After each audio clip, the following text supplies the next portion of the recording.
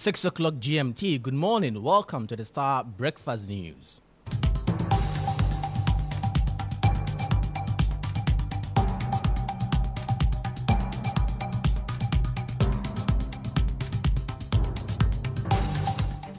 Coming up this morning, traditional leaders in Ewutu and Budumburam demand immediate payment of compensation over the construction of the Kaswa-Winneba Highway.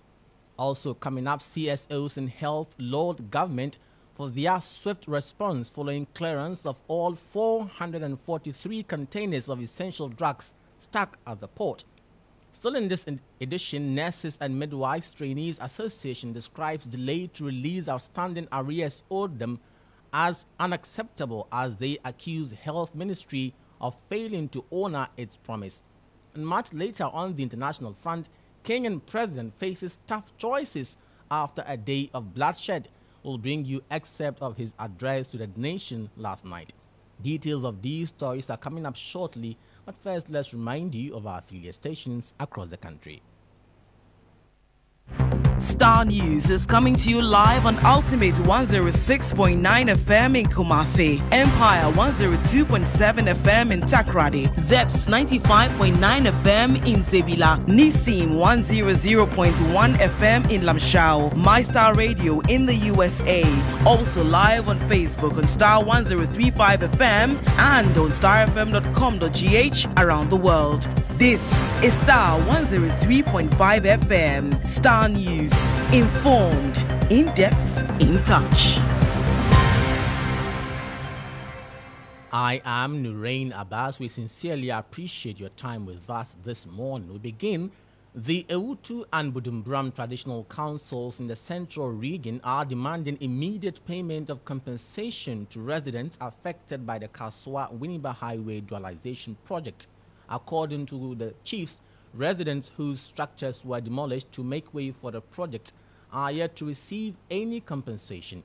The project, initiated by the Ministry of Roads and Highways with funding from ECOWAS, aims to address heavy traffic and frequent accidents on the stretch by expanding it into a dual carriageway. Speaking during a site visit by minority members of the Roads and Transport Committee of Parliament, the chiefs argued the development has brought untold hardship on residents. Sabi woba obi manswa. That's what woba ya kwan. Ale say woba obi asase so woba ya kwan. O say woba ahemfie. Na woba behu nanam na nanam koye amamra. Sisi a yehwema edan na wosisi wo akwan no ho no. Nkofo adan bebre wo ho a aka. Aban ore ye den. Sika o say wotwama amanfo a woda ebubu no. Aban ena obaba ye say oche obaba ye say. Ehu ma okwaso. Enti ye sra aban omo he. So you heard one of the chiefs in Budumburam urging authorities to come to their aid with regards to compensating people whose homes were demolished to make way for the construction of the road. Meanwhile, the chairman of the Roads and Transport Committee, Kennedy Osei-Nyako, has expressed disappointment in his minority counterpart, Ajay Mensah, over breach of trust. According to the Achimswedro MP, the committee had agreed to embark on such site visits on Thursday, only for the NDC MPs to jump the gun for reasons best known to them.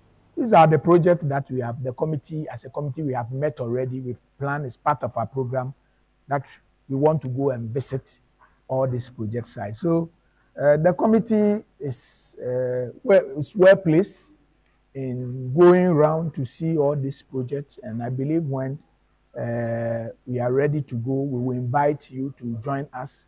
I know the clerk of transport committee will officially inform the press corps that on Thursday we'll be going to the Winneba and the Dodowa road to see the progress of work, and I want you to take a key interest in it and join us. Then when we go to the field, we'll have the opportunity to know more about the project, know when they plan to complete, even the funding and all those. So we'll have. This is still the Star Breakfast News. Now, the Ghana Nurses and Midwives Trainees Association is accusing the Health Ministry of failing to honor its promise to fully pay members their allowance by 23rd May this year. Last month, Vice President Dr. Mahamudu Bawumia on 14th May announced that An amount of 177 million cedis would be disbursed for the payment of the outstanding allowance, which was fully honored by government. Speaking to Starr News, president of the association, Pascal Adumbisa, said the delay to clear the outstanding arrears is unacceptable and warrants immediate action. In April, the Vice President also made a promise that there was an amount of 177 million Ghana cedis that was released from the Ministry of Finance to Controller General Department to be disbursed to gifts, which will be transferred to the training nurse and midwives. As we speak now, it's only the first years who have received 5 months, second years who have received 6 months, third years who have received 5 months. But as said by the Honorable Minister, that 23rd of May, the 2022 batch was supposed to receive some arrears. 2019 batch is supposed to also receive some arrears. As I speak now, those batches have not received any of the arrears till now. I'm calling on government, but that is not at the end of it. We hope that our stakeholders and government, they will listen to us. As I said, we are trainers and midwives, and we are being patient over this matter, but I think that our patience has a gauge. So after the press release, should government not listen to us, or should the Ministry of Health not pay heed to us, I think that we would hit the media on this, and we will also, after hitting the media, we will declare our next line of action after hitting the media over the issue. Pascal Adumbisa is president of the Trainee Nurses and Midwives Association. Now, civil society organizations in health have lauded government for their swift response of clearing all 443 containers of essential medical supplies stuck at the Tema port since May last year. It follows various threats by CSOs and the minority in parliament giving a 24-hour ultimatum to clear all essential commodities donated by the Global Fund. Acting Chair, Country Coordinating Mechanism of the Global Fund, Ernest Orton, spoke to Starr News. One of relief. At the same time, I'm also asking myself, how did we get here? So it's mixed feeling for me. Why did we even have to agitate before commodities as essential as this will be released from the port? So it's one of mixed feeling, but more to the side of relief that finally the commodities are out. At a very general level, these are antiretroviral for AIDS treatment, and then other medicines for TB, and then medicines for malaria, and then also the bed net. In general terms, these are the commodities that were there, but they were actually being cleared on a very ad hoc basis. So as and when we agitated, some were cleared and the rest remained at the port. Until now that there's been that general permit for all the containers to come out. So basically, the HIV and TB ones have already come out. So the ones that are being cleared now are the bed nets. So you had Acting Chair, Country Coordinating Mechanism of the Global Fund, Ernest Orton. But Public Relations Officer at the Ministry of Health, Isaac Ofei, has debunked claims of clearance of all 443 containers of essential drugs stuck at the port. I would want to suggest that we get a communication, because we'll issue a communication to that effect when we are done with the clearance and there is already a laid down distribution plan already. That will normally follow after the clearance of the goods. We hand them over to the that are supposed to work on them. And so we would confirm the clearance with a statement, then we take it up from there. You said you heard from Austin. Yes, we spoke to Austin. We just played his bite before we spoke to you. How many containers were cleared? How many containers did you say were cleared, and how many thereof left? So I will get back to you with a statement to confirm the clearance of the commodities at the port. We have already communicated that these particular commodities came with a lot of issues already, and that we will not allow that situation to happen again. We've already indicated that in all our statement that we've issued. I will still stand by that. We will not allow those to happen again.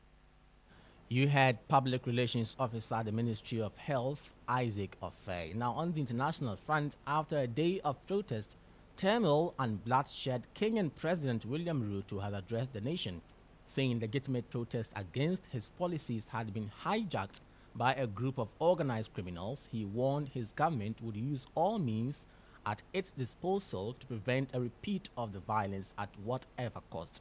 The president's message was an attempt to seize back control after days of street protests, which have grown in strength and number. Yesterday, the protests escalated with at least 5 people shot dead and hundreds injured. Now, here is President Ruto addressing the nation last night. Today's events mark a critical turning point on how we respond to grave threats to our national security. I assure the nation that the government has mobilized all resources at the nation's disposal to ensure that a situation of this nature will not recur again at whatever cost. I thank our security officers who were on duty today for applying themselves to the best of their abilities in the defense of Kenya and its people. Accordingly, I have directed all the organs of our national security to deploy measures to thwart any attempt by dangerous criminals to undermine the security and stability of our country. As the people of Kenya go to bed tonight, I give you my assurance that your security, that of your families and property, remains my utmost priority. You had Kenyan President William Ruto.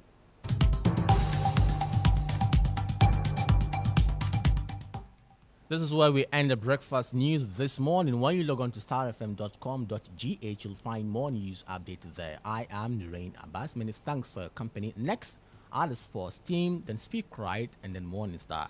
Do have a great day.